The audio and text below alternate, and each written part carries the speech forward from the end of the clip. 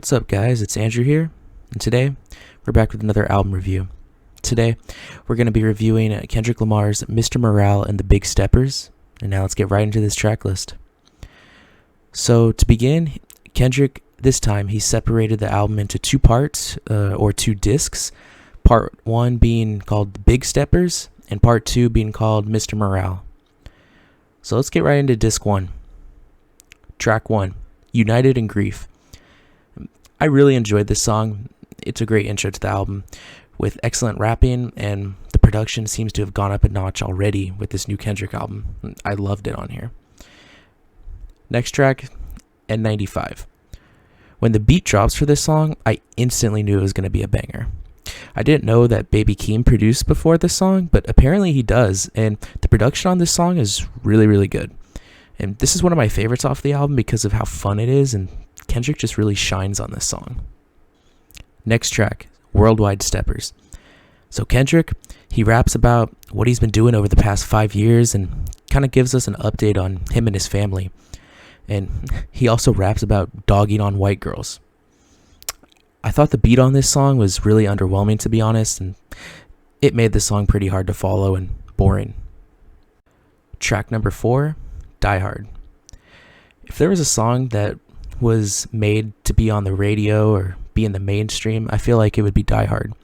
While being a very upbeat song, Kendrick dives into some pretty depressing topics, such as him being too insecure to open up in his previous relationships because his girlfriend or wife may judge his past self. And the features on this song were very good as well. I never heard of him before, but I think his name's Blast. He had really good melody on this song, great voice. And I also like the female artist as well. I think her name was Amanda Reifer. And I felt all three of these artists together made a really cohesive and awesome song to listen to. Next track, Father Time. This is one of my favorites off the album. The Sampha feature is just straight fire, and I feel like he's always a great feature off of every album I've heard him on. Kendrick also delivers some pretty impressive bars about having, in his words, daddy issues, and gives the perspectives of men who have had a father present in their lives and those who haven't, and the toxic masculinity that can arise from each perspectives. Next track is Rich Interlude. Unfortunately, there's no Kendrick on the song.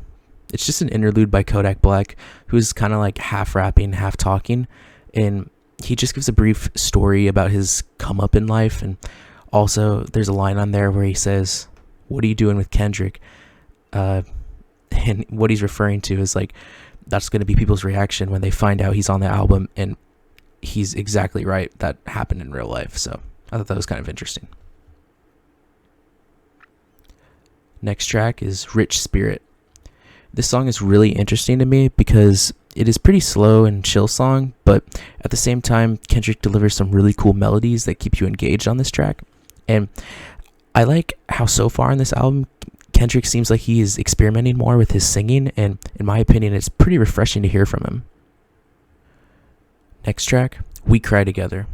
This track is by far the worst on the album, and I feel like it's one of the worst, if not the worst, in Kendrick's entire discography. It's basically just 6 minutes of Kendrick and a female rapper going back and forth as if they're in a super toxic relationship. There are no redeeming qualities on this track, with even the production being extremely boring and basic. I personally just found the song annoying and make me want to bash my head in the desk. My favorite part about this track was the end, because I know I'll never have to listen to it ever again. Next track, Purple Hearts. On first listen, the production on this track really reminds me of something that would be off of Damn, especially with the synths used on this song. And this track, it features both Summer Walker and rapper Ghostface Killer. And compared to most of the songs off of disc 1, I found this one to be pretty average. Both of the features I found pretty boring, and the whole track as a whole just feels like it's dragging on way too long. Now we're moving on to disc 2, Mr. Morale, and the first track off of that album, or disc, whatever you want to call it, is Count Me Out. Now, Count Me Out, I believe, is a super beautiful introduction to this second disc. And I really love how much Kendrick is building an interesting atmosphere on this track. He has 3 different singers on this song singing, and they are all in the background or just say a couple lines at a time. And it's little additions like this that set Kendrick's artistry apart from others. The message of the song is really powerful too. Kendrick is fighting over time that he's becoming a better person and speaking his truth by leaving the toxic people in his life that are kind of holding him back, and that he knows he'd be better off without. Next track is Crown. This track is a little slower, and it's about Kendrick dealing with his worldwide fame. All these people look up to him as an idol and come to him looking for answers, but he can't always be there to do that. He repeats over and over throughout the song, he can't please everybody. And it just shows the stress that is put on him from all his fans and all these people who look up to him as this big, like, glorified figure. But unfortunately, other than the message of the song, I didn't find the production and the song itself very exciting. I probably won't be returning to it. Next track, Silent Hill. Since the beginning of his career, Kendrick's cousin Baby Keem has been involved with using Kendrick to write some of his songs for him, and you could really hear it in this song. The chorus sounds completely like a Baby Keem song, and unfortunately, just like most of his songs, it's pretty bad because of it. And I'm just really not a fan of this style for Kendrick. I never would have thought I'd see the day where Kodak Black completely washes Kendrick Lamar on a song, but here we are. Next track is Savior Interlude. This is the second interlude on this album, and unfortunately, it's just Baby Keem rapping a verse. The real question is, did he even write this interlude, or is it just Kendrick again? There's not much to say about this song other than it being pretty mid. Next track, Savior. This song was pretty cool in my opinion. I like how Kendrick doesn't just follow the crowd with his opinions, and he mentions that multiple times during this song. He's an independent thinker, and I think that's what something that people really like about him.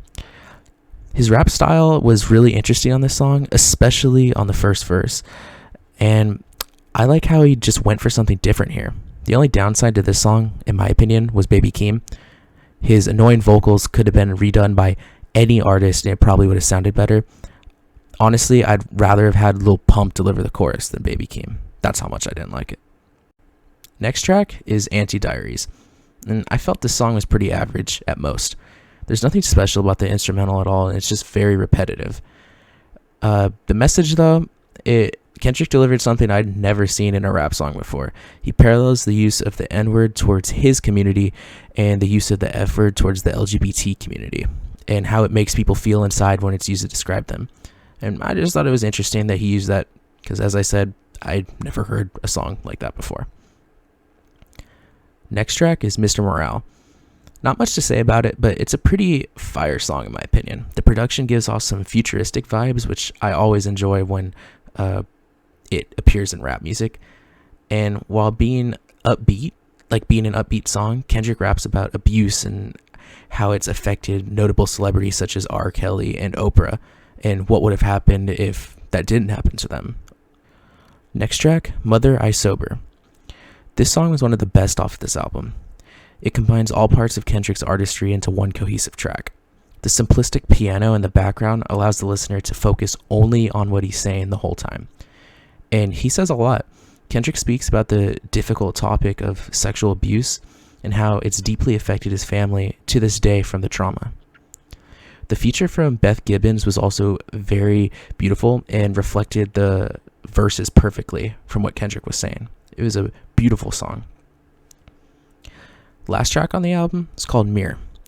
I think this is a pretty cool message that he's delivering here. He's apologizing to all of his fans for leaving for so long and not giving us any music. But it's really cool that he was able to have a life with his family away from the public eye. And it's a really good ending to the album, and it honestly has me wondering if he's going to take a really long break again. So is this song either an apology for the past, or both for the past and the coming future? The production was also really catchy and was a good choice because it ends the album off on a positive note. Overall, I'd give this album an 8.5 out of 10. Now that might be surprising to a lot of people because I've seen many saying things like this is a perfect album in its entirety, but I just can't rate it higher than 8.5. I liked many of the songs and instrumentals, but some of the song choices and features I felt hold this album back. Also, when comparing this album to Good Kid, Mad City, To Pimp a Butterfly, and Damn, I feel like it just isn't on the same level as them at all. I would still say this is a really good album though, and if it were any other artist, this would be considered their best work. But when we're talking about Kendrick Lamar, this just isn't his best. One last complaint I had about this record was the amount of Baby Keem we got on there. I understand that he's Kendrick's cousin, but his voice is just so annoying, and I just feel like he is complete garbage. Kendrick has writing credits on all of his verses, and it just feels and seems like it's really forced with Baby Keem being on here so much, like as if they're trying to force him to become like a star when he clearly isn't. An artist I did enjoy throughout the album though was Sam Dew. I had never heard of him before, but he was mainly used for background vocals and a few bridges and choruses. He has a really good voice, and it was cool to be introduced to him. The last takeaway I have from this album was the focus Kendrick has on therapy. Many times on multiple tracks, he mentions therapy in some form or another. I think it was a good thing to put on there though, because I feel like many people have a negative view on therapy. And with someone like Kendrick Lamar being so heavily public and supportive of it, it's definitely a good thing.